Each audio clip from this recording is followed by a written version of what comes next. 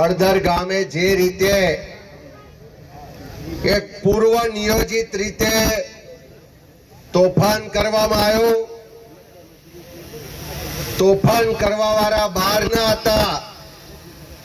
પથ્થરો પણ બહારના હતા, પણ જે માર મારવામાં આવ્યો છે, જે ગામના ખેડૂતો પર, ગામના સામાન્ય લોકો પર, મહિલાઓ પર, દીકરાઓ પર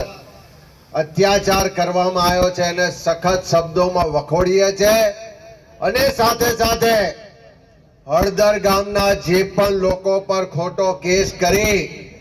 અને આજે જેલમાં પૂરવામાં આવ્યા છે એવા તમામ લોકોને જેલમાંથી છોડાવવા માટે જે પણ કાયદાકીય લડત લડવી પડે,